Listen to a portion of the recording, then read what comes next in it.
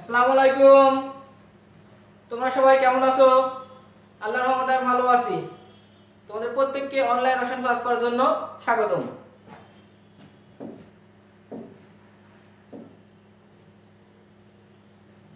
রসায়ন দ্বিতীয় পত্র জৈব রসায়ন এর উপর আজকে নিউক্লিওফিলিক যুদ্ধ বিক্রিয়া ও নিউক্লিওফিলিক প্রতিস্থাপন বিক্রিয়া এই দুটো পার্ট নিয়ে আজকে আলোচনা করব এবং এই পার্ট শেষে তোমরা কি শিখতে পারবে একটু দেখে নাও।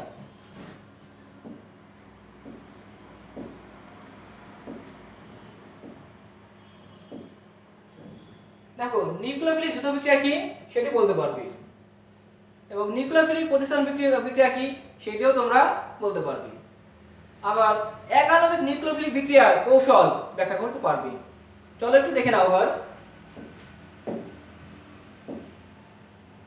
দেখো, নিউক্লিওফিলিক যুদ্ধ বিক্রিয়াটা কি? যে যুদ্ধ বিক্রিয়ায় আক্রমণকারী বিকারক একটি নিউক্লিওফাইল, সেই বিক্রিয়াকে বলা হয় বা সেই যুদ্ধ বিক্রিয়াকে বলা হয় নিউক্লিওফিলিক যুদ্ধ বিক্রিয়া বলা হয়। এবং এক্ষেত্রে লক্ষ্য করে দেখো, একটা উদাহরণ তোমরা প্রত্যেকে লক্ষ্য করে দেখো বা আশা করি প্রত্যেকে দেখতে পাচ্ছ। দেখো, এই বিক্রিয়ার মধ্যে একটি উদাহরণ দেওয়া আছে। দেখো, সি ডবল বন্ড ও R1 R2 এখানে ইসে NU আছে, অর্থাৎ এটা একটি কার্বনিল মূলক বা কার্বনিল যৌগ আছে। এখানে ইসে আছে এবং R1 R2 দ্বারা বোঝায় অ্যালকাইল মূলক দুটি। এবং দেখো, NU এটা নিউক্লিওফাইল, অর্থাৎ এই যে বিকারক, এটাকে হচ্ছে বিকারক, এই বিকারকের নিউক্লিওফাইল কোথায় আক্রমণ করছে? কেন্দ্র আকর্ষণ বা আক্রমণ করে। এখন তার আগে তোমরা বলো দেখি নিউক্লিওফাইলটা কি? এখন নিউক্লিওফাইল হচ্ছে যে সকল অণু, পরমাণু বা আয়ন রাসায়নিক বিক্রিয়াকালে নিউক্লিয়াসের প্রতি আসক্তি প্রদর্শন করে তাকে বা তাদেরকে বলা হয় নিউক্লিওফাইল। অর্থাৎ এই যে নিউক্লিওফাইলের যে কোনো একটি বিকারক থাকবে, এই বিকারকটি কোথায় আক্রমণ করবে? কেন্দ্রে আক্রমণ করবে। যখনই কেন্দ্রে আক্রমণ করবে, ডাবল বন্ড ভেঙে যাবে। এই বন্ড ভেঙে কোথায়? এই সেটা চলে যাবে। অর্থাৎ এক্ষেত্রে কি হবে? দেখো, এখানে ডবল বন্ড ভাঙার সাথে সাথে যে কার্বনের সাথে নিউক্লিওফাইল যুক্ত হয়েছে এবং দেখো একে হাইড্রোজেনকে অর্থাৎ এইচে একে অপসারিত করে তার জায়গা দখল করে নিয়েছে কে? ওটা, অর্থাৎ OH যুক্ত হয়েছে। তাহলে এখান থেকে একটি অ্যালডিহাইড জাতীয় যৌগ বা কার্বন যৌগ ছিল, কিন্তু এখানে উৎপন্ন হয়েছে অ্যালকোহল। আশা করি তোমরা এটি বুঝতে পেরেছো। পরবর্তীতে লক্ষ্য করে দেখো, আরেকটি চিত্র দেখো, প্রত্যেকে লক্ষ্য করে দেখো, এখানে এটি একটি অ্যালডিহাইড অর্থাৎ কার্বনিল যৌগ। এখানে দেখো একটি নিউক্লিওফাইল আছে, হাইড্রোজেন সায়ানাইড। এখন নিউক্লিওফাইল কোথায় আক্রমণ করবে? সবসময় কেন্দ্রে আক্রমণ করবে। দেখো, হাইড্রোজেন সায়ানাইড ইজ সিএনটা এখানে আঘাত করবে। এটা দুটো স্টেপে সম্পূর্ণ হবে। যখন আঘাত করবে, দেখো ডবল বন্ড ভেঙে যাবে, এই ডবল বন্ডটা অক্সিজেনে দিয়ে দেবে, অর্থাৎ ফাঁকা হয়ে যাবে। তাহলে ফার্স্ট স্টেপ কি হয়? দেখো, তাহলে এখানে সায়ানাইড নিউক্লিওফাইল যুক্ত হয়েছে এবং দেখো এখানে একটা মাইনাস হয়েছে, অর্থাৎ একটা বন্ড ভেঙে গেছে, সাথে সাথে কি একটা ফাঁকা সৃষ্টি হয়েছে। পরবর্তী পর্যায়ে দেখো এখানে এসে একটা হাইড্রোজেন অর্থাৎ ইলেকট্রোফাইল, এই হাইড্রোজেনটা তখন কি এই ওর সাথে যুক্ত হবে, যুক্ত হয়ে দেখো OH উৎপন্ন করেছে, অর্থাৎ অ্যালকোহল উৎপন্ন হয়েছে। এখান থেকে অ্যালডিহাইড বা কার্বন যৌগ থেকে অ্যালকোহল উৎপন্ন হয়েছে নিউক্লিওফিলিক যুদ্ধ বিক্রিয়ায়। আশা করি তোমরা প্রত্যেকে বুঝতে পেরেছো।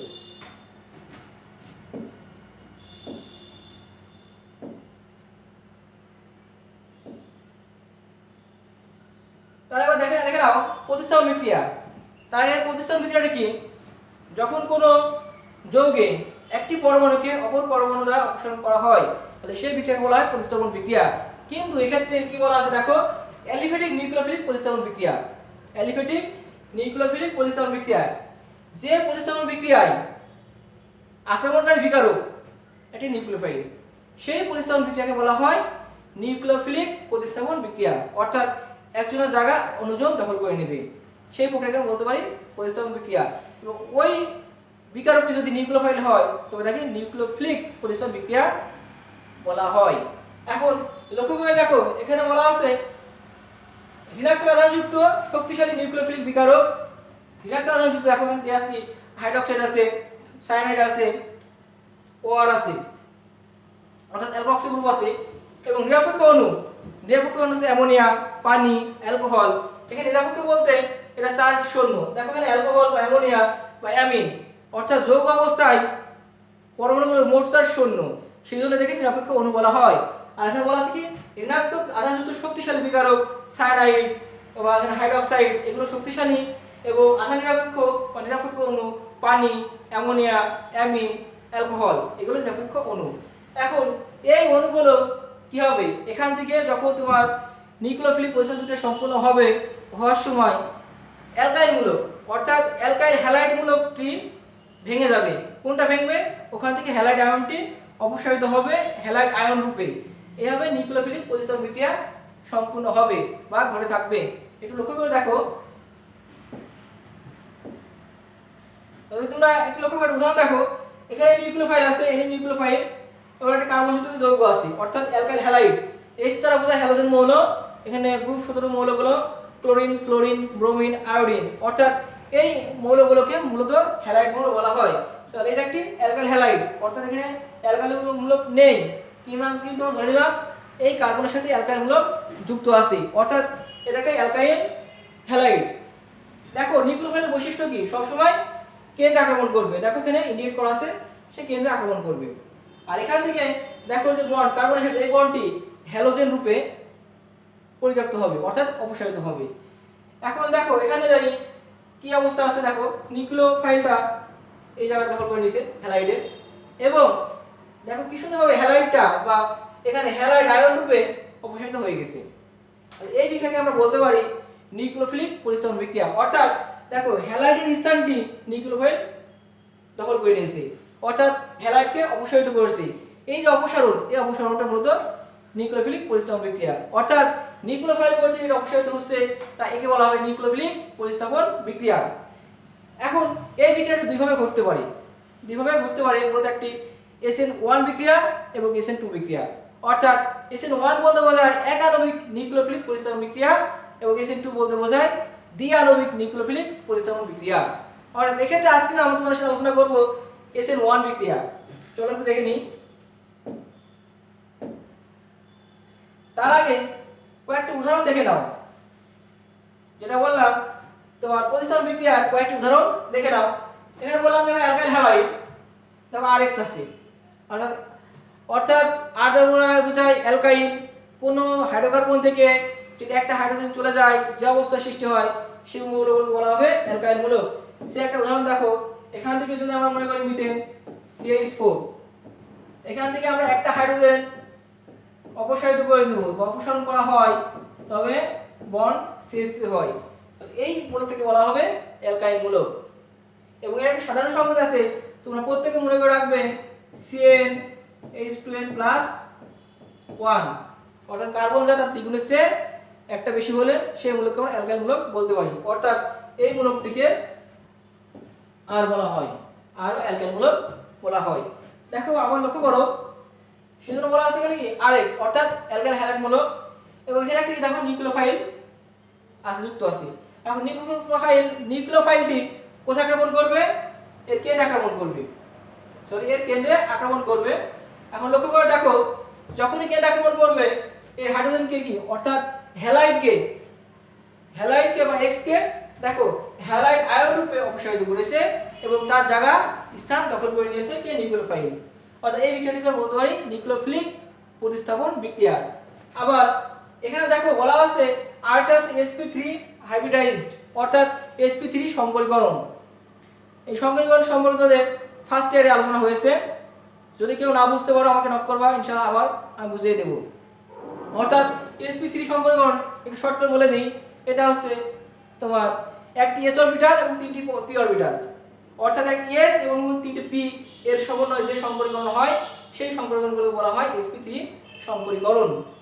এরপরে লক্ষ্য করো আরেকটা উদাহরণ দেখো, এবার সরাসরি উদাহরণ দেওয়া আছে। এবার R বা X দেওয়া নাই, না দিয়ে দেওয়া আছে মিথাইল ক্লোরাইড অর্থাৎ অ্যালকাইল গ্রুপ। এবং দেখো এখানে আবার NU দেওয়া নাই, কোনো নিউক্লিওফাইল না দিয়ে এবার সরাসরি প্রকাশ করছে হাইড্রোক্সাইড অর্থাৎ যেগুলো ক্ষার হতে পারে, sodium hydroxide, potassium hydroxide, calcium hydroxide, এটা ক্ষার হতে পারে। এটা ক্ষার এখানে মাইনাস তার নিউক্লিওফাইল অর্থাৎ এখানে আমরা OH ব্যবহার করব বা নেওয়া হয়েছে। এখন শর্ত কি, এই OHটা এই অ্যালকোহলটা বা নিউক্লিওফাইল এই ক্লোরাইডকে অপসারণ করবে, এই ক্লোরাইড আয়ন রূপে অপসারিত হয়ে যাবে। দেখো এর জায়গা দখল করছে হাইড্রোক্সাইড, অর্থাৎ মিথানল উৎপন্ন হয়েছে, প্লাস এই যে ক্লোরিন অর্থাৎ ক্লোরাইড আয়ন রূপে অপসারণ হয়ে গেছে। আবার লক্ষ্য করে দেখো এখান থেকে প্রোপাইল আয়োডাইড আছে, প্রোপাইল আয়োডাইড লক্ষ্য করে 2 নম্বর প্রোপাইল আয়োডাইড, এক্ষেত্রে SH আছে একটি নিউক্লিওফাইল, অনুরূপভাবে এই আয়োডিনকে সরাই দিবেন, তার জায়গা দখল করে নেবে। দেখো দখল করে নিয়েছে, এবং প্লাস আয়োডাইড আয়ন রূপে পরিত্যক্ত বা অপসারণ হয়ে গেছে। অনুরূপভাবে আরেকটি দেখো, এক্ষেত্রে ইথাইল ব্রোমাইড এখানে OCH3 অর্থাৎ এটা হচ্ছে একটা অ্যালকক্সি মূলক অ্যালকক্সাইড আয়ন উৎপন্ন হয়েছে বা নিউক্লিওফাইল হিসেবে ব্যবহার করা হয়েছে। এখন এখানে কি করবে দেখো, এই নিউক্লিওফাইলটা কি সবসময় কোথায় কেন্দ্র আক্রমণ করবে, অর্থাৎ সিধা আক্রমণ করছে, এবং এই যে ব্রোমাইড মৌলটি বা হ্যালাইড মৌলটি আয়ন রূপে পরিত্যক্ত হয়েছে, দেখো এখানে উৎপন্ন হয়েছে। এইভাবে তোমরা হচ্ছে নিউক্লিওফিলিক প্রতিস্থাপন বিক্রিয়া করে থাকবে। আশা করি প্রত্যেকে বুঝতে পেরেছো।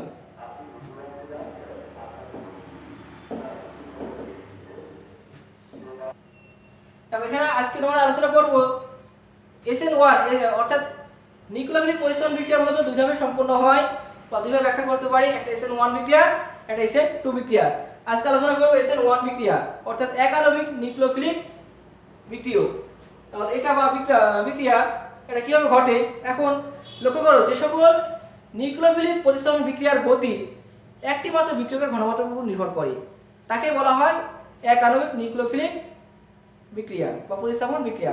অর্থাৎ দেখো এখানে বলা আছে একটি মাত্র বিক্রিয়কের ঘনমাত্রার উপর কোন নিউক্লিওফিলিক প্রতিস্থাপন বিক্রিয়ার গতি নির্ভরশীল তাকে বলা হয় SN1 বিক্রিয়া অর্থাৎ একাণবিক নিউক্লিওফিলিক প্রতিস্থাপন বিক্রিয়া। এখন এই ক্ষেত্রে এর কিছু বৈশিষ্ট্য আছে, এই বিক্রিয়াটি মূলত দুইভাবে সম্পন্ন হয় এবং এক্ষেত্রে তোমার কার্বোকাটায়ন সৃষ্টি হয় এবং এই যৌগটি পোলার যৌগ হয় এবং 3 ডিগ্রি অ্যালকাইল হ্যালাইডের ক্ষেত্রে বিক্রিয়াটি দ্রুত সম্পন্ন হয় এবং এর যে জ্যামিতিক গঠনটি আছে এই গঠনটি অপরিবর্তিত থাকবে। এই বৈশিষ্ট্যগুলো SN1 বিক্রিয়ায় সম্পন্ন হয়।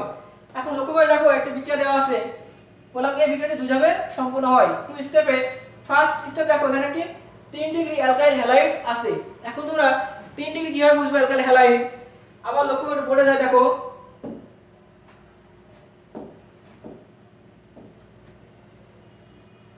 কার্বন। এখন কার্বন কিছুক্ষণ আগে তোমাদের বললাম আর হচ্ছে অ্যালকাইল মূলক, যদি কার্বন পরমাণুর সাথে 4টা বন্ড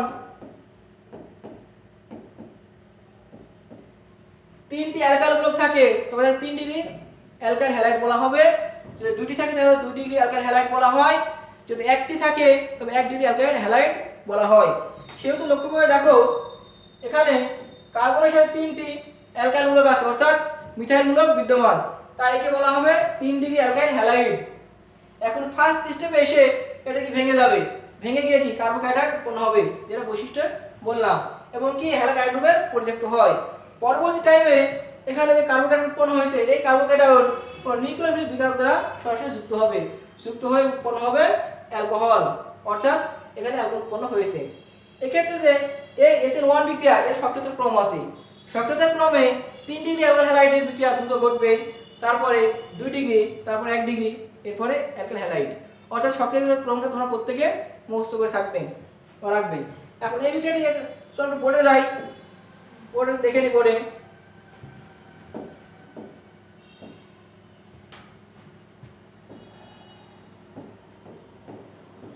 দেখো এখানে ক্লোরাইড দেওয়া আছে CH3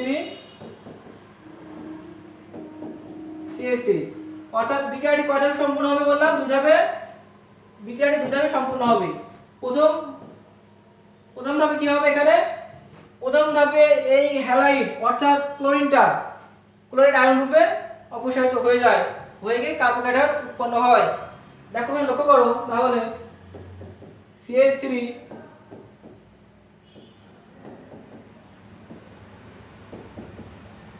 এটা কার্বোকাটায়ন উৎপন্ন করেছে, এবং সাথে সাথে কি উৎপন্ন হয়েছে, ক্লোরাইড আয়ন, এটা আয়ন রূপে অপসারিত হয়ে গেছে। পরবর্তী স্টেপে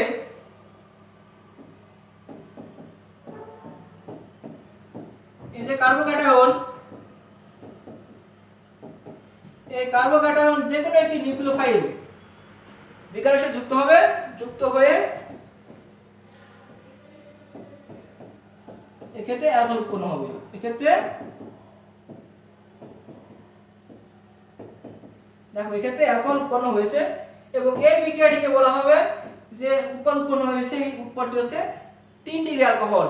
এখানে 3 ডিগ্রি অ্যালকাইল হ্যালাইড থেকে 3 ডিগ্রি অ্যালকোহল উৎপন্ন হয়েছে। অর্থাৎ তোমরা SN1 বিক্রিয়ার কৌশলটি আশা করি প্রত্যেকে বুঝতে পেরেছো, এভাবে সম্পূর্ণ হয়ে থাকবে। এরপরে তোমাদের বাড়ি কাজ থাকবে, লক্ষ্য করো, তোমরা এই বাড়ি কাজগুলো করে নিয়ে আসবে। প্রথমত এখানে নিউক্লিওফাইল কাকে বলে এর উদাহরণ দেবে। 2 নাম্বার SN1 বিক্রিয়া অর্থাৎ এক আণবিক নিউক্লিওফিলিক বিক্রিয়া কৌশল ব্যাখ্যা করবে, বা এখানে তার বৈশিষ্ট্য যেগুলো আছে বৈশিষ্ট্যগুলো ব্যাখ্যা করবে। 3 নাম্বার SN1 বিক্রিয়ার কৌশল ব্যাখ্যা করবে। এবং পরবর্তী স্টেপে দেখো লাস্ট একটি সমীকরণ দেওয়া আছে বা একটি বিক্রিয়া দেওয়া আছে, এই বিক্রিয়াটি তোমরা পূর্ণ করবে, পূর্ণ করে তার কৌশল ব্যাখ্যা করবে। এইগুলো থাকবে তোমাদের বাড়ির কাজ। এবং এতক্ষণ তোমরা প্রত্যেকে আমার সাথে ধৈর্য সহকারে ক্লাস করার জন্য তোমাদের প্রত্যেককে অসংখ্য ধন্যবাদ। তোমরা ভালো থাকো, সুস্থ থাকো, আল্লাহ হাফেজ।